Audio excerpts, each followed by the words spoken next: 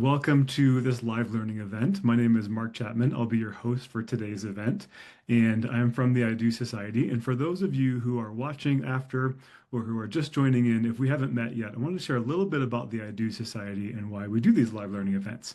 So, in a quick nutshell, the I Do Society exists to help wedding businesses with paid advertising. That's all that we do. We don't do SEO, we don't build websites, we don't do organic social media. We just help businesses with paid advertising to generate quality leads from Google Ads and Meta Ads and TikTok ads. But we know that paid advertising doesn't live alone in a silo. You need a great website. You need great lead follow-up. You need a marketing strategy. So that's why we bring in folks like Courtney to teach us all the things about marketing that will help our paid advertising do better. And I'm super, super excited to have Courtney with us today. And Courtney, actually just going to ask you to introduce yourself because you can share your story better than anyone else. So before you get started with the content, would you just share a little bit about who you are, your story, and a little bit about yourself? Yeah, absolutely. And I'm super excited to be here today. So, I am the founder of Haven and Hall, which is a consulting business for primarily hybrid venue businesses. So, venue and lodging, venue with florals, that kind of thing. Also, I work with venues on marketing to multiple audiences and selling to multiple audiences. So, usually it's starts with weddings and then adding on other groups, corporate and so on and so forth.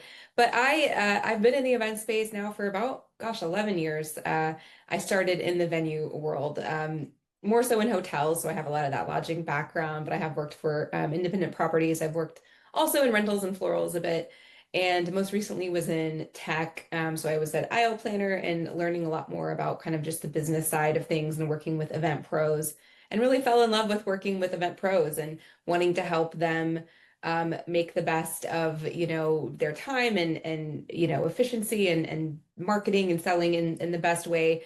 Because we know it's really hard and it's a big emotional, industry. And so if there's anything that we can do on the business side to make things simpler, that is what, like I Do Society and myself, we're here for. So I'm really primarily helping with overall revenue optimization through marketing and sales type strategies. So that's what I'm kind of focusing on. So, That's but awesome. We're really grateful to have you here today talking about multiple revenue streams and how to market multiple revenue streams cohesively, which is a really huge challenge.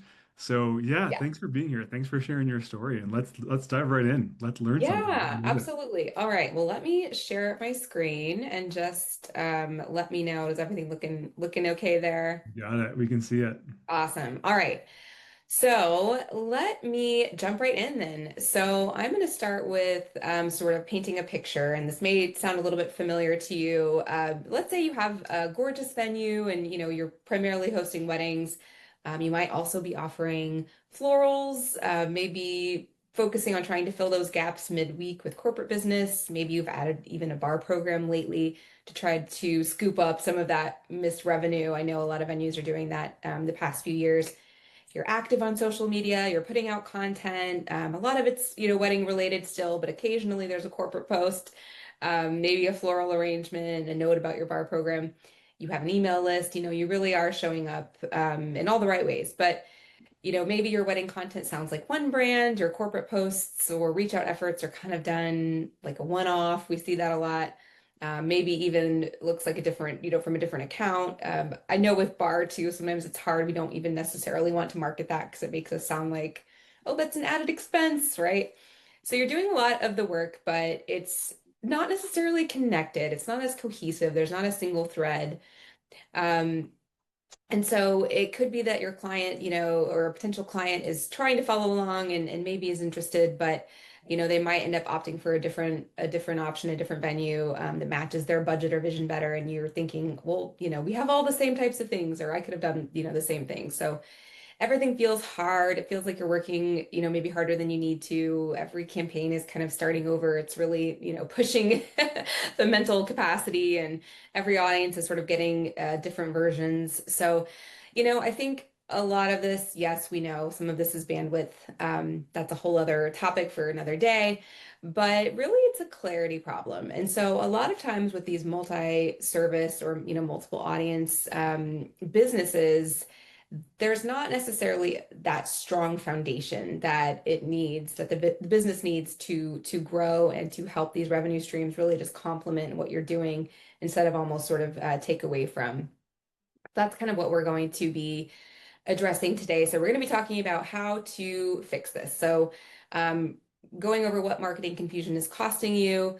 We'll go through your identity, how to find and define your USP, which is your unique selling proposition, as well as your brand identity, and going through a framework that you can use, a playbook. So we'll talk about your different audiences, and I'm going to use a little bit of acronyms here, but I'll explain everything just because I think it helps to see that there really are you're doing, you know, you're taking different approaches when it comes to it, like a B2B or a B2C. So a B2B is your business to business, your corporations, your organizations.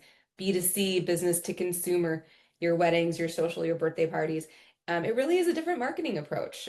So it isn't, I don't want to overwhelm, but it isn't as simple as just sort of changing a couple words. It's a different approach.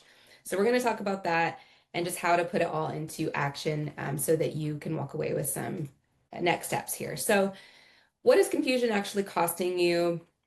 We talked about this a little bit in the sort of intro, but a lot of times, again, when there's not a clear enough foundation, we're really, we're struggling with leads that don't convert, maybe content that's getting likes, but not as many inquiries, and then campaigns that aren't necessarily attracting your ideal client. And so what's interesting is sometimes when a potential client encounters your brand in multiple places, it feels like for them, it's possibly different businesses. They're not actually consciously thinking this brand is inconsistent. They just don't know. They're feeling a bit of uncertainty. Something feels a little off. They can't figure out why, but they're going to move towards someone who gives them a clear, confident signal. And so a lot of times this clarity, you might not even notice it. It might be invisible from your perspective. So you know what you're offering, how passionate you are, the services that you're offering, it makes sense to you, but your client is coming at it, for the first time, and they're just comparing you to what else is out there. They're making a quick judgment.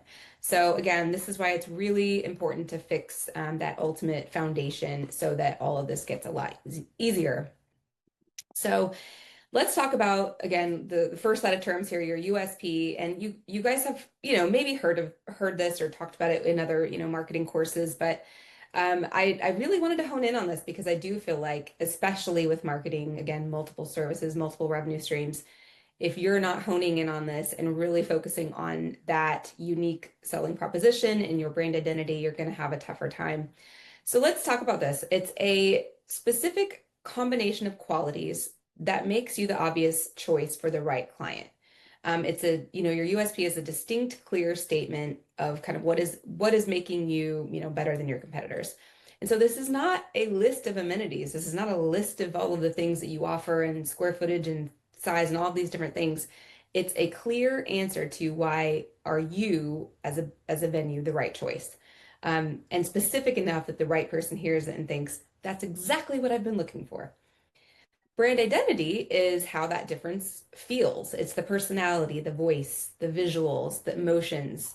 And the brand identity is answering the question, what does it feel like to be in your world? Oops. So why does this matter even more for a multiple service business? When you're a single service business with one audience, you can kind of get away a little bit more with a fuzzier brand. But every service that you add and every new audience that you are trying to reach is essentially a new marketing challenge, a new message, a new channel, a new reason to care. So if you don't have that clear USP and strong brand identity anchoring everything, every service kind of becomes its own island. And so it's disconnected from what you've built. So that's why we really want to focus in on this. But your USP doesn't exist in a vacuum. So it only means something in relation to a specific person who cares about it. So we've got to really define that ideal client first, or you're writing an answer before you know the question. So your ideal customer persona or ideal client is going to be your best fit client. So not everyone who could ever book you, the specific person who values exactly what you offer. And so I want to go through this in a little bit more detail here in this next section. So I liked this visual because I think this is a super important exercise. And I'm going to use again a couple of terms that I'm borrowing from my experience in the corporate world, but I think it's really helpful. So let's talk about total available market. So when a lot of times when venue owners are thinking about their market, they're thinking about everyone who might ever book an event. Every engaged couple in a 50-mile radius, every company that holds retreats and corporations or in conferences, not every nonprofit that throws a gala. This is the total possible market. And it feels a lot of times like we want every opportunity. We don't want to miss out on anyone. But marketing to everyone means saying nothing specific to anyone. So, let's take this example. Maybe this might be something you read on a website. Your day will be seamless and special. We'll bring your vision to life. Our venue is beautiful and unique, and we're with you every step of the way. Okay, you guys get it. That is very generic. There's nothing wrong with that, but I know it was like, it is. It's pretty generic. So every, one of your competitors has something like that potentially. So clients aren't really making that connection because it could have been written about anyone. So now let's narrow down to the second circle, your total relevant market. So now we're getting into not just everyone, but maybe couples who are prioritizing outdoor experiences over ballrooms. Maybe not all companies, but corporate teams looking for an offsite that's different from a stuffy, hotel venue. So this is where we're honing in.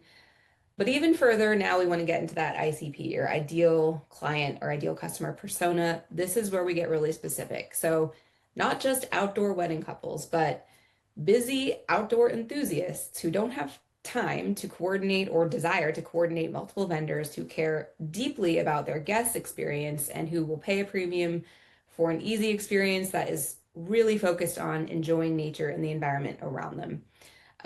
So that's just an example, of course, but and it may sound counterintuitive, but the more specific you're getting, the stronger all of your marketing becomes.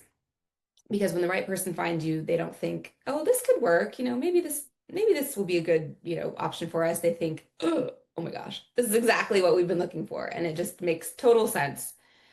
And so again, this is especially important if you have multiple revenue streams because, you're not being pulled in different directions or the client isn't being pulled in different directions. Everything connects. So now that we've done that, so that's kind of the first piece of it. Now we're going to get into that USP. And so here are some things to think about. This is an exercise that you can do. Again, you really can't write this USP without knowing who you're writing it for. So this doesn't have to be one single thing. It's going to be a few different qualities. But when you get that combination right, again, think about this as your anchor for everything, all of your revenue streams, all of your marketing campaigns. So here's just some questions, to kind of get you thinking, or some examples. Are you the most hands-on with your clients from the beginning to the end? Are you the venue that, it isn't just about nature, but it's truly like that is what this venue, encompasses, whether it's an ocean, a mountain view. Are you specializing in a specific type of luxury or elevated, type position? Those words, we know those words are kind of overused. So if you're just touting, this venue is luxury and, all of that, it still doesn't mean that much. So what does that mean for you? What does, really think about those adjectives and that experience that the client is getting if you are considered a luxury, or high-end venue or your services are high-end. Let's say you're offering lodging. Okay, what does that mean? We know it means, yes, you can stay at the venue, but what does that full weekend experience allow? What are you offering, in addition to just that physical room that is making you special and unique? So writing this down and really, honing in on this, I think it's really important because I think a lot of us get caught in that trap of just listing out our amenities and our features. But really it is, again, mapping that, what are these specific things to our ideal, customer persona and really honing in on that. I also got this pro tip from the recent Wedding Summit series, Tech Edition. You could just something to try. You could use AI to compare your testimonials that you have against your competitors' testimonials and ask it to identify some unique differentiators. So I thought that was kind of a cool idea. Um, all right, so now that we've done that, that's like the first part that's super important. Now we're going to go into your playbook and how to then take that to market to your different audiences. So again, we talked about this a little bit, but let's think about your two audiences as really, these are two different markets. So we have your B2C, your, business to consumer, your weddings, your social, the regular people, if you will, that just, they exist, they're celebrating. And then your B2B, this is marketing to businesses. So this is your corporations, your companies, your nonprofits, sometimes education, if you have a school, a university nearby. I know for me, that was something we would always get requests for meetings and things like that, lunches. So, how are you focusing on your strategy when it comes to these two different markets? So, I'm going to kind of include some generalizations and just know, some of this is it's a generalization, as I just said, but I still think it's important to kind of think through, so where to show up. Let's start with B2C. So of course, your social media, your Instagram, TikTok, non-negotiable. Couples are actively, in these platforms, building their vision, perhaps Pinterest. There are the wedding directories, the Not Wedding Wire. I know there's mixed opinions on those, but all of these are options to consider as far as where to show up. Making sure that you have reviews, testimonials, referrals, word of mouth is so important with this market. And of course, video and content is everything. And so your content really should create the feelings, the emotions, help them picture themselves there before you're mentioning again a list of everything you're offering. And then how to follow up, making sure everything is really relationship driven, really warm.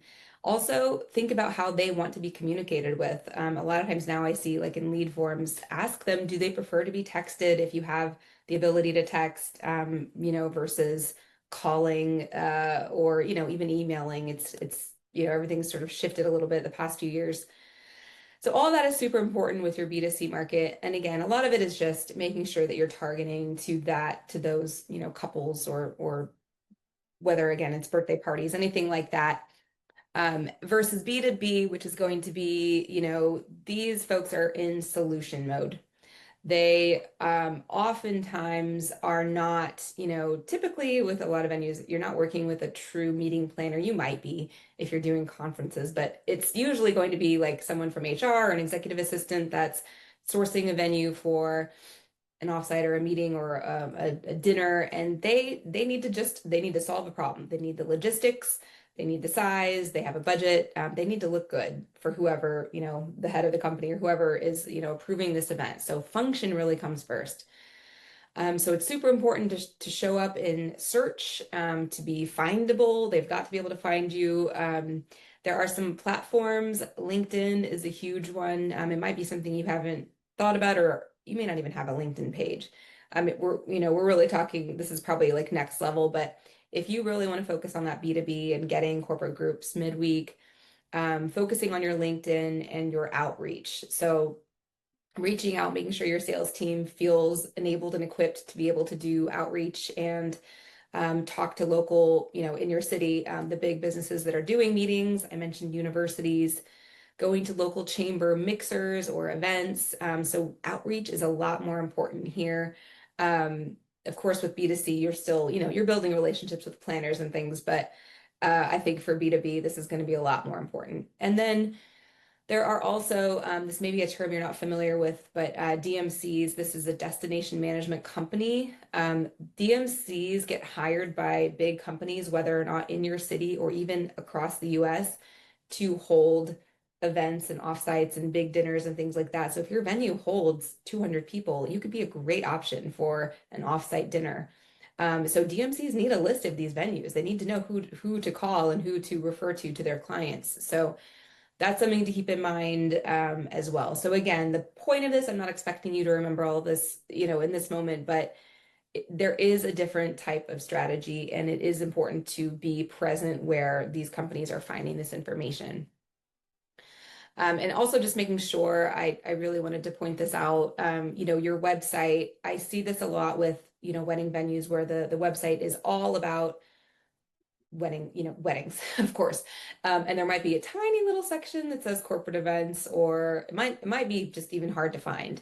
And I would say that's probably, again, that's fine for a while, but if you are wanting to bring in corporate business, um, making sure that your website signals that that is a priority to you and that, again, it has information like parking, AV, capacity in each space, indoor, outdoor options, what do we do, that kind of thing.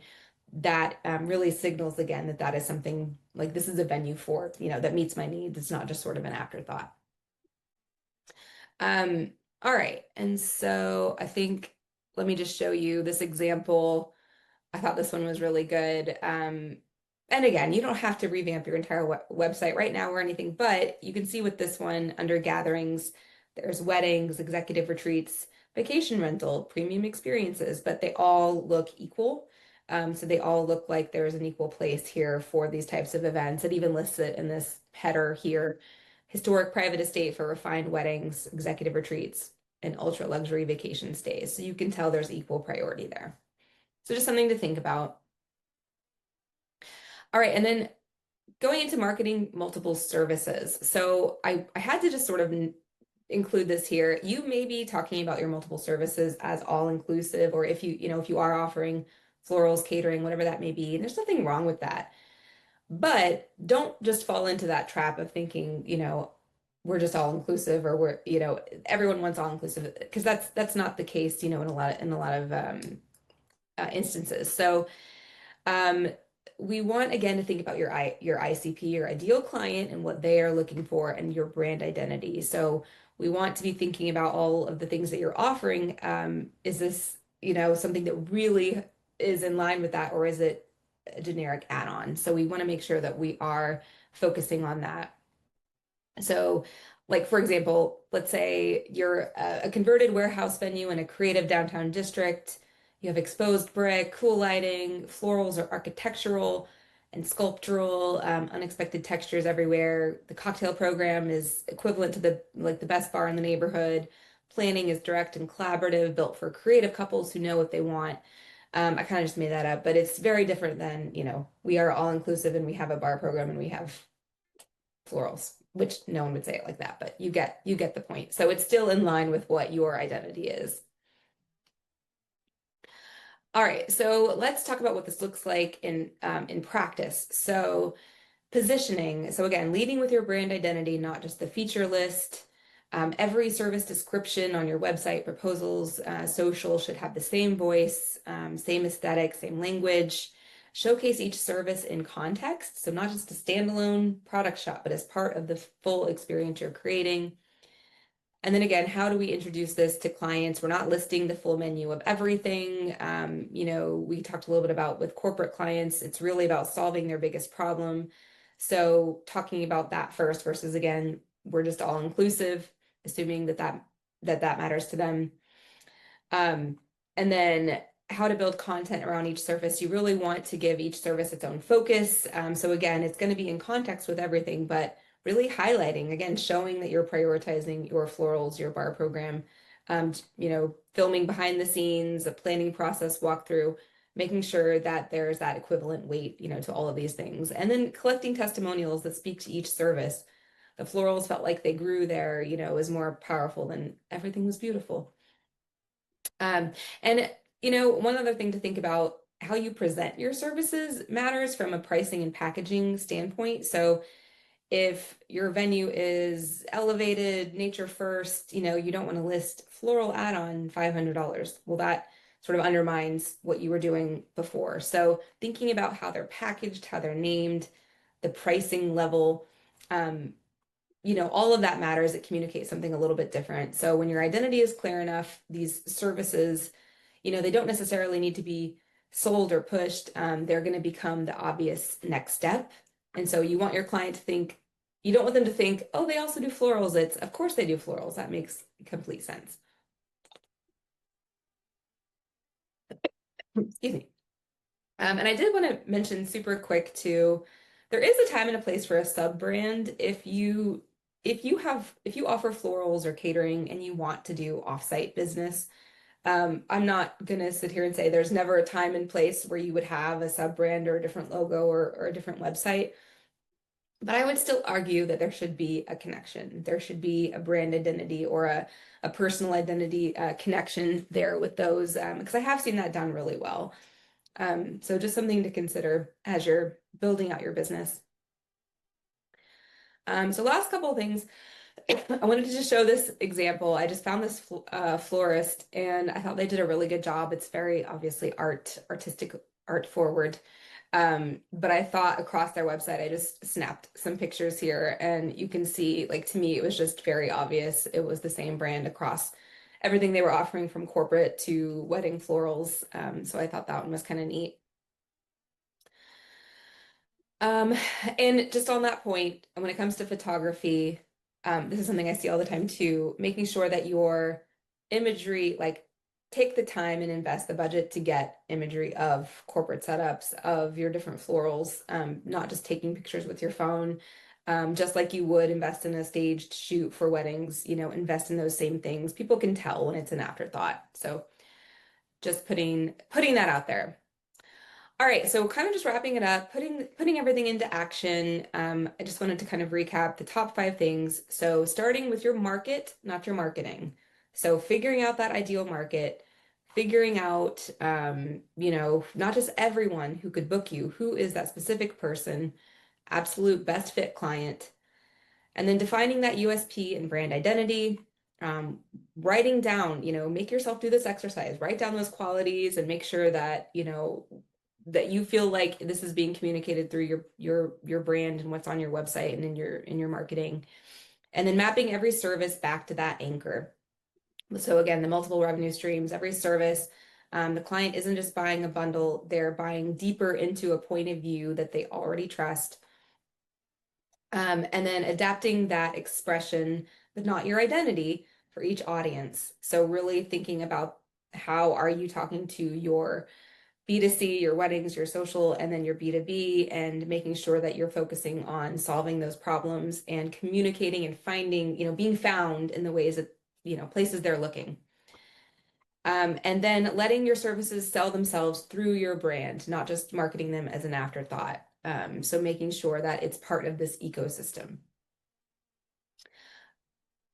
So just the key takeaways here, again, one, clear brand doesn't limit you. It doesn't limit your revenue streams. It really multiplies them. Again, having that strong USP doesn't mean you can't offer a lot of different things. You definitely can, but you want to anchor everything. If your marketing is feeling scattered, it's probably having more to do with your identity. So don't just think, oh, I'm doing too much. I need to cut this. No, it's about really getting clear. Clarity does the heavy lifting. And then the best marketing you'll ever create sounds unmistakably like you to the right person. So focusing on that right person, that right client, and making sure that everything ties back to that. And so I think again with multiple revenue streams, you're not contradicting yourself.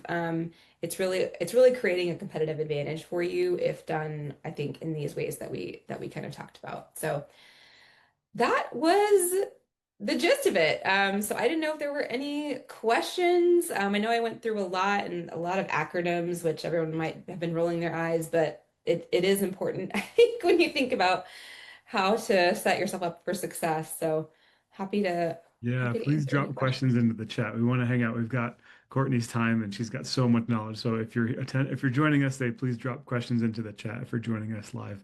Courtney, it's one of my big takeaways that I learned is that I appreciated too is actually sort of the beginning is like we're sometimes too close to our own business to Yeah. really see it for what it is.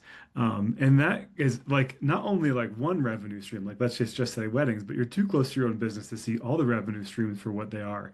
So any advice or recommendations for people to be able to like step back and say, okay, like how do I create that identity when I'm too close to it myself, like my whole identity for the whole business? Yeah, I mean, I agree totally. And I think, I mean, Certainly, if you have budget, I would say it is great to be able to invest in hiring, either an agency or a specialist that can help you hone in and create this messaging sort of framework. Yeah. But if budget is an issue, even if it's just, talking with other industry friends or peers, and really, I would say treat it kind of like homework, treat it like an exercise, and go through and have, you write down everything that you feel like makes you special and unique, and have others on your team, your peers, write down those same things and see if they match. I mean, a lot of times they might not. I think again, we just, yeah, we think internally we're being clear, but a lot of times there's things in our minds that maybe aren't being portrayed. And I also want to say, I don't think this is easy. I think this is something people skip all the time, and not just in wedding venue or wedding world, in every business ever. Honing in on your USP and making it clear and easy, like, it is one of the hardest things to do. It's easier in a way to just market and post and write blogs and do But the pretty tactical pictures out things there. Yeah. than to really think about what differentiates you and say it in a clear way. It's the hardest exercise, I think, the hardest part of marketing.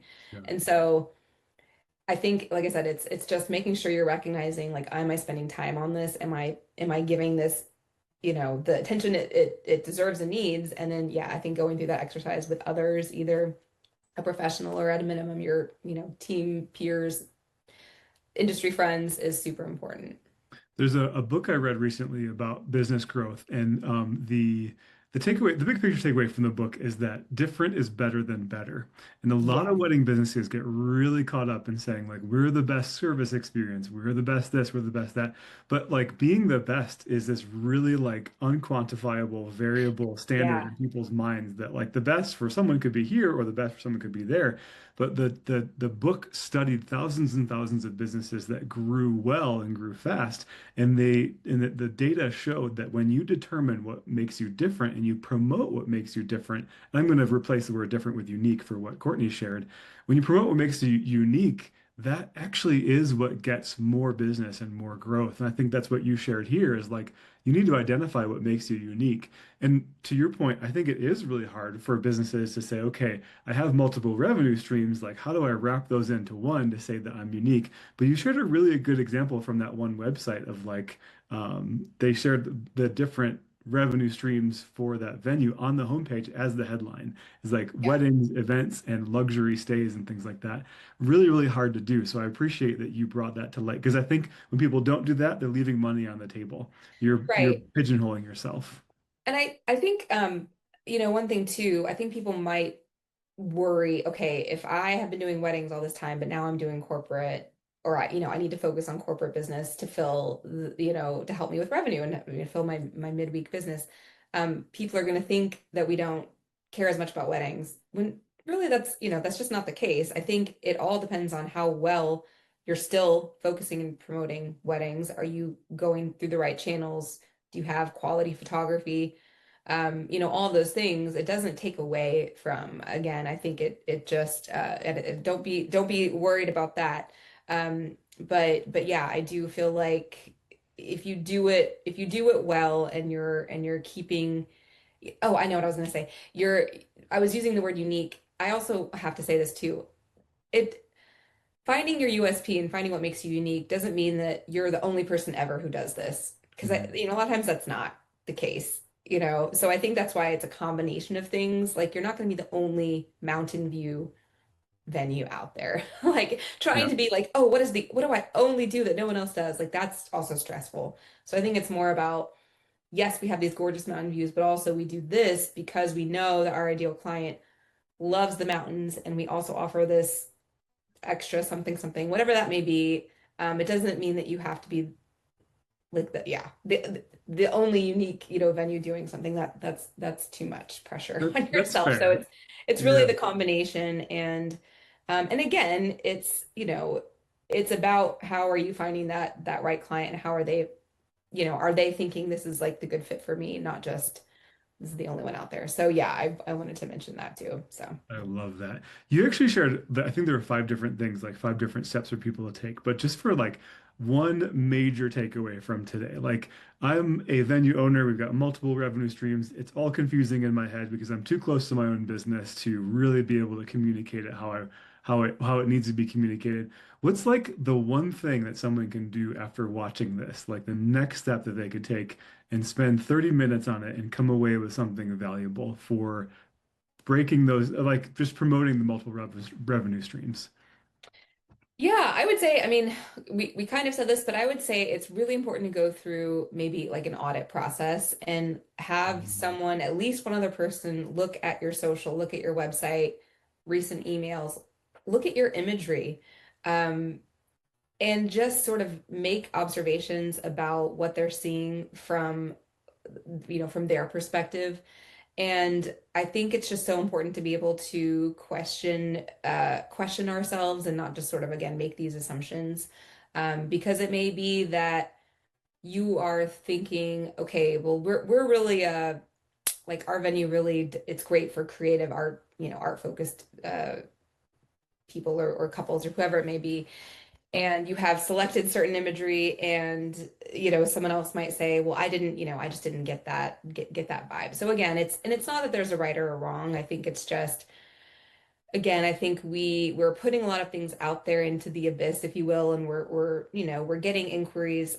I think that's another thing too. Let me add, if the inquiries that you're getting, if a lot of them are not necessarily the type of client that you are hoping to book, you're probably putting something out there that is not signaling what it is that you want to be signaling. So I would say probably kind of those two things. So going through that audit process with at least one, probably more than one person that you trust, and then really taking a look at your inquiries and seeing, am I getting the person that I'm looking for, or am I getting a lot of clients that I'm always Hmm. sort of rolling my eyes, like, why are these people, this clearly not a good fit, or they don't have the budget, or they're, They're not reading inquiring. anything. Yeah. So I think kind of going through that audit process and kind of looking at the data to see because that signals a lot. So Yep, I love that.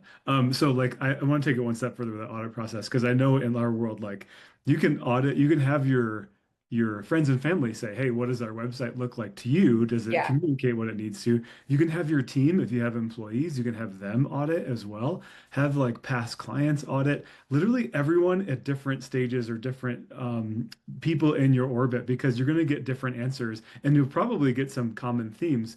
But the fear of having like your friends and family do it and your team do it is they're also a little bit close to the business. And so right. having people who are like, they don't know anything about the business, Yeah.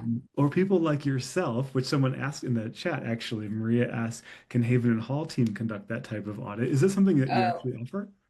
yeah, yeah, absolutely. That is one of the first things that I usually do is to take a look again at your website, at your marketing materials, and kind of just see, am I feeling like I'm, getting those same things and those messages that you're, wanting to put out there. So that's definitely something I can do because I do agree. I think with your team, with your friends and family, that's probably, yeah, they're close to it. So that's why I definitely think, even like an industry peer, maybe is a good idea. But yeah, I think, and I even like as I'm saying this, I'm thinking sometimes there is probably that fear. Well, what if I get different answers? And what if my friend says this, but then they say this, and it's like we have to be okay with that. We have to be okay with knowing we might get different answers, and that means we need to do something about it. And it is harder work. But again, if you're getting different answers out there, what you're putting out there is it's not all consistent. It's not bad,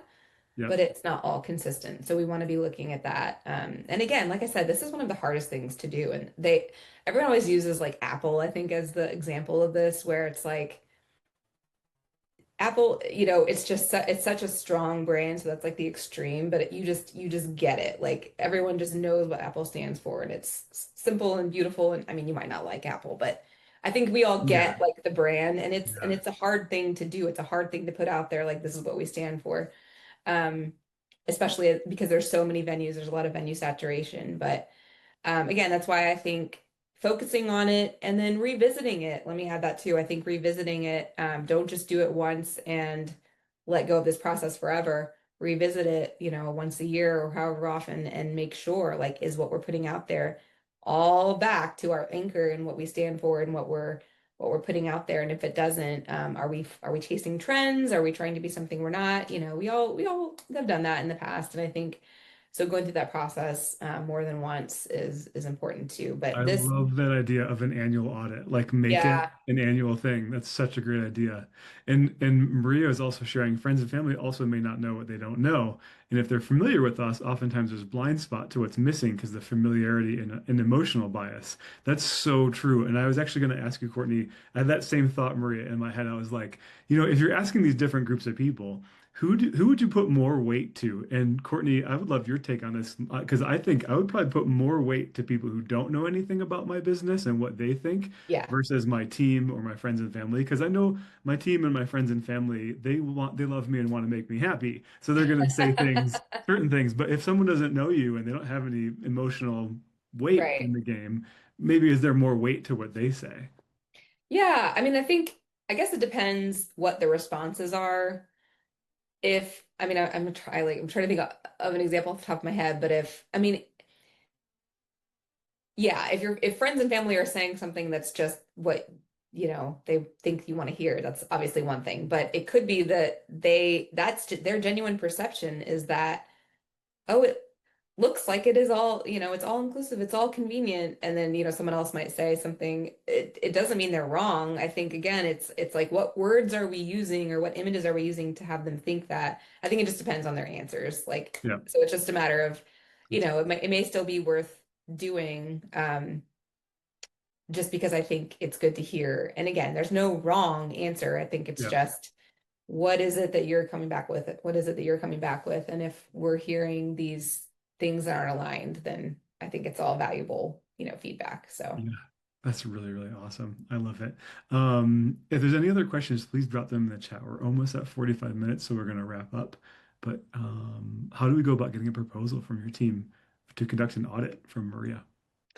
yeah, you're welcome to email me, but also on my website, which is havenandhallco.com, I have a form you can fill out, and you can just kind of put in here that you heard about this from this talk, and I will happily, respond and let you know what the next steps are. But yeah, it's a really good, helpful process to go through, no matter where you are in your process, if you're brand new or you've been doing this a long time. I think sometimes that's another thing, the trap of sort of we've done this for a long time and We it's like know you what you can works. still, go through Yeah. this. I mean, some of the best brands, have been it's good to go through and kind of it's not, not a rebrand, but just making sure that you're putting the right messages out there, even if you've been around a long time. And I should say this one last quick thing too. It could be that your ideal customer persona that could change. I mean, it could be that maybe at one point you are, marketing to you really want a certain type of client, but over time you realize, you know what, we are not going to compete as well in this space. So let's say you change that. So then it's important to kind of map that back to what you're offering too. Um, so Because your yeah, business grows and changes, and that's it okay. And does. your ideal It clients does. can change. And to your point, and like, sorry to harp on this, but like, of doing an audit every year, every periodic piece of, because like the industry changes, what couples want change, what corporate events want change over time. So that's so cool. Yeah, thanks for Yeah. dropping your website in there. And Courtney's email is also a little bit higher up in the chat. Carissa dropped her email in there too. So Courtney, such good information. We have this recorded. We're going to put it on our YouTube channel so people can watch it again. Thank you so much. Amanda saying thank you for sharing your insight. Um, and see if Amanda has a question. She does not have a question. Good. Thanks, Amanda. But yeah, Courtney, thank you so much for your time. This is really, really helpful. So many good takeaways. Anything else to share other than finding you at havenandhallco.com? Any last words of wisdom or anything else to share? Um, I guess I just want to say, I mean, I've said this a lot already, but I know this is the one of the toughest parts, and I think, even when you are looking at all of your different marketing and advertising tactics and strategies like ads, I know that Mark and team, this is something that they're focusing on too. So this is not sort of a concept that is only, for certain things. It really is so important in all aspects of what you're doing. And if you commit to this and sort of rebuilding your core and your anchor, I think you'll find everything that you're doing from the tactical side. I don't want to say easier, but it'll feel right. It should all sort of click and really not be as hard. I think that was the thing I said earlier. It shouldn't feel as hard. Once you do this part of the hard work, everything else should actually come a little more naturally and easily. So, but like I said, it's one of the hardest things to do. So we get it. That's why agencies and businesses like us exist because this is the hard stuff. But it will make such a difference in your ROI and the customers that you're booking. So, It's uh, really so true because what you've shared is about like crafting the core of your messaging and bringing your multiple revenue streams and your identity together in one place. And your social media, it impacts your social media, it impacts your website, it impacts your work with paid advertising with when our team works with you. So I really, really appreciate you really bringing light to that core concept of identifying your identity and making that stand out and wrapping it all together. So yeah. thanks everyone so much. We're at finishing time. Really appreciate it. Courtney, it was amazing. We'll chat with everyone soon. Awesome. Thanks, everyone. Take Bye, care. everyone.